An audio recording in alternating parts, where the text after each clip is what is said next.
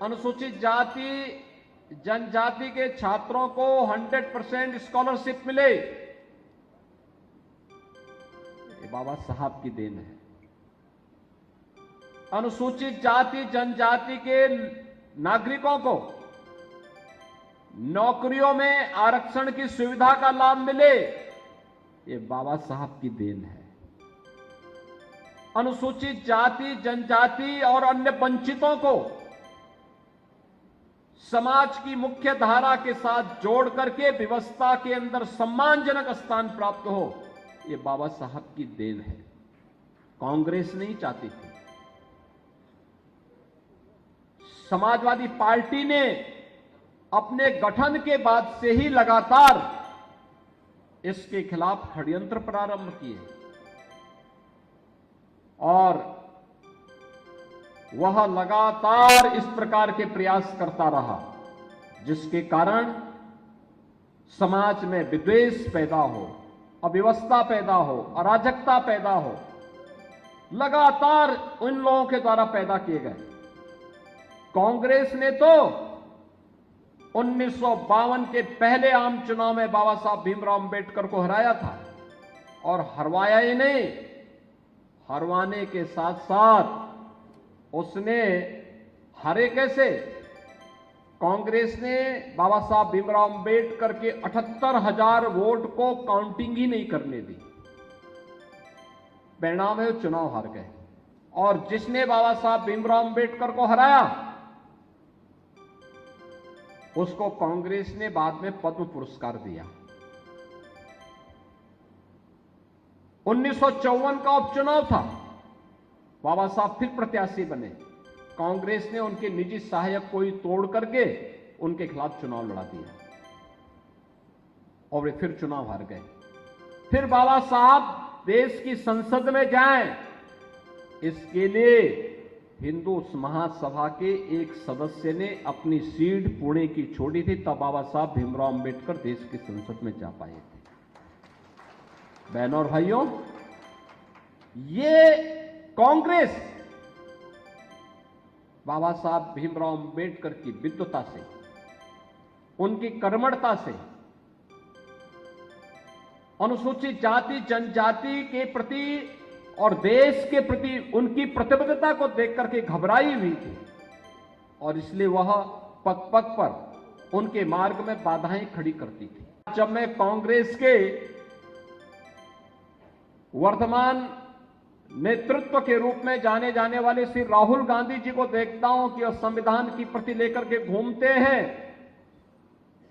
तो मुझे आश्चर्य होता है कि ये वही लोग हैं जिन्होंने बाबा साहब का अपमान किया। याद करिए, कांग्रेस देश के अंदर सर्वाधिक समय तक शासन की, बाबा साहब का एक भी स्मारक नहीं बनाया, एक भी स्मारक नहीं बनाया। यहां तक कि जब देश के अंदर आवाज से आवाज आती थी कि दिल्ली में रह करके बाबा साहब ने जिस आवास में रह करके उन्होंने अपनी अंतिम श्वास ली, वहां पे बाबा साहब का एक स्मारक बनना चाहिए, कांग्रेस ने नहीं होने दिया।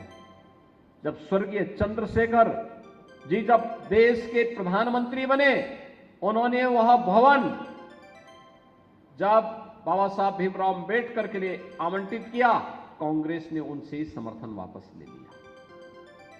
और फिर भारतीय जनता पार्टी की मोदी जी की सरकार बनने के बाद अटल जी ने उस कार्य को पूरा किया और मोदी जी ने उसमें स्मारक बनाने का काम किया। इंटरनेशनल अंबेडकर स्मारक केंद्र वह दिल्ली में वहां उसी स्थल पर बना हुआ है जहां बाबा साहब ने अपनी अंतिम सांस ली थी। इंग्लैंड के जिस भवन में रह करके बाबा साहब ने उच्च डिग्री ली थी, ब्रिटेन की सरकार उस भवन को बेच रही थी। मोदी जी प्रधानमंत्री बने, मोदी जी ने महाराष्ट्र की सरकार से कहा और स्वयं भी अपना योगदान किया और उस भवन को भारत सरकार ने लिया। वहां पे बाबा साहब का एक भव्य स्मारक बनाया गया और भव्य स्मारक के साथ साथ भारत से जाने वाले अनुसूचित जाति जनजाति के छात्रों के लिए छात्रावास और स्कॉलरशिप की व्यवस्था की। कोई विदेश में पढ़ने के लिए जाना चाहता है तो बाबा साहब का यह भवन उनके लिए उनका मार्ग प्रशस्त करेगा। बाबा साहब ने 1956 में नागपुर में जहां दीक्षा ली थी, वहां पर बाबा साहब का कोई स्मारक नहीं था। प्रधानमंत्री मोदी जी ने वहां भव्य स्मारक बनवाया और चैत्य भूमि मुंबई की या प्रधानमंत्री मोदी जी के कारण महाराष्ट्र में बन पाया। यानी ये पंच तीर्थ बाबा साहब के नाम पर अगर किसी ने बनाए हैं तो मोदी जी ने बनाए हैं या भारतीय जनता पार्टी ने बनाए हैं। इनमें न कांग्रेस का योगदान है, न समाजवादी पार्टी का योगदान है, न आरजेडी का योगदान है, न किसी अन्य दल का योगदान है। इनमें से किसी का योगदान नहीं। यह काम हुआ है भारतीय जनता पार्टी की सरकार के समय। और यही नहीं, 26 नवंबर 1949 को जब बाबा साहब ने संविधान का निर्माण करके संविधान सभा को सौंपा था, यह तिथि संविधान दिवस के रूप में आयोजित हो, यह कार्य भी अगर किसी ने किया है तो यह मोदी जी ने किया है। 26 नवंबर की तिथि 2015 से लगातार संविधान दिवस के रूप में मनाई जाती है पूरे देश के अंदर। बहनों और भाइयों, कहने का मतलब है बाबा साहब के नाम पर लोक लुभावन नारे देने वाले, भाषण देने वाले तो अनेक आएंगे, लेकिन बाबा साहब के मूल्यों और आदर्शों को आत्मसात करने वाले, उनके प्रति सम्मान का भाव व्यक्त करने वाला कोई एक दल है तो भारतीय जनता पार्टी है। ये घटनाएं इस बात को साबित करती हैं। भारतीय जनता पार्टी मोदी जी के नेतृत्व में, जो बाबा साहब ने अपने अनुयायियों को कहा, बार बार उन्होंने कुछ आह्वान किए थे। उन्होंने कहा था अपने अनुयायियों से कि शिक्षित बनो, संगठित रहो, अन्याय के प्रति संगठित होकर के प्रतिकार करो।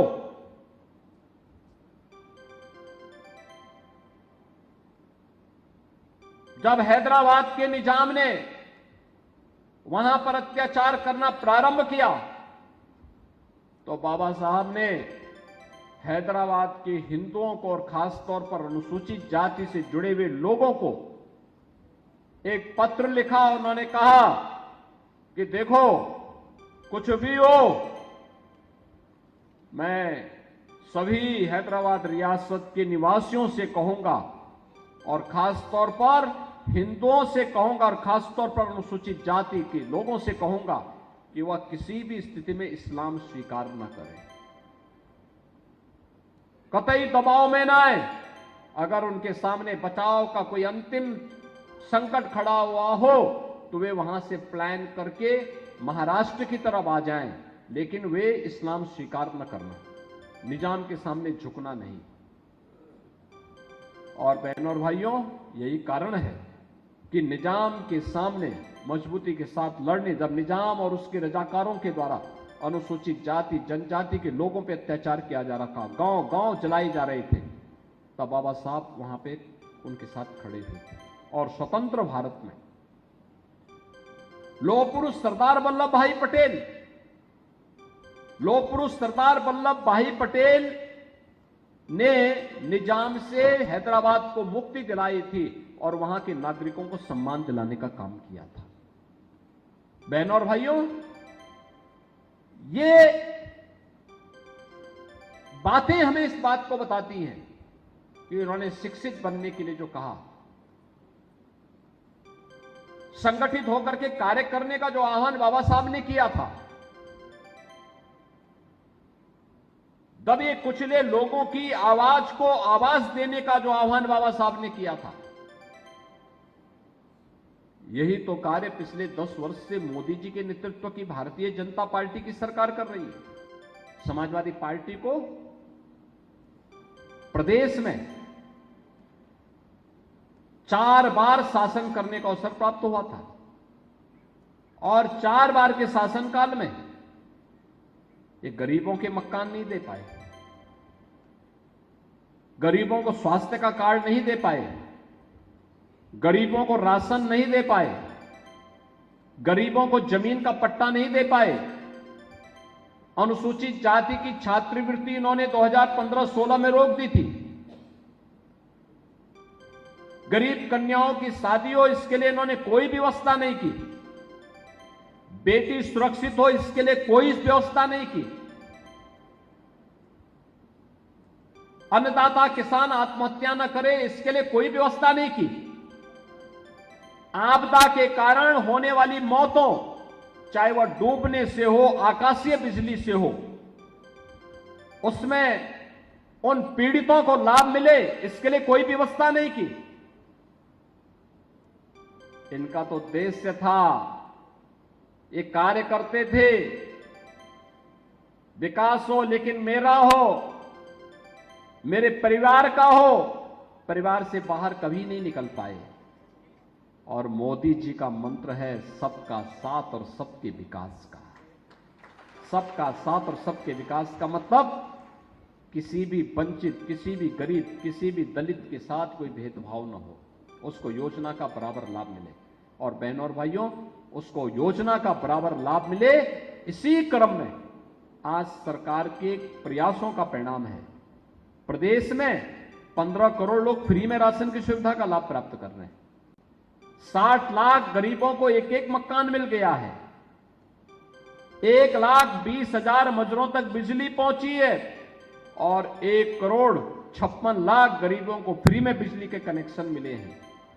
1,86,00,000 गरीबों को रसोई गैस के कनेक्शन मिले हैं। और होली और दीपावली के अवसर पर हम उन गरीबों को फ्री में एक एक रसोई गैस का भरा हुआ सिलेंडर भी उपलब्ध करवाने का काम कर रहे हैं। प्रदेश में 10 करोड़ लोग आयुष्मान भारत के अंतर्गत फ्री में 5 लाख रुपए की आयुष्मान भारत की सुविधा प्राप्त करने के अधिकारी बन गए हैं।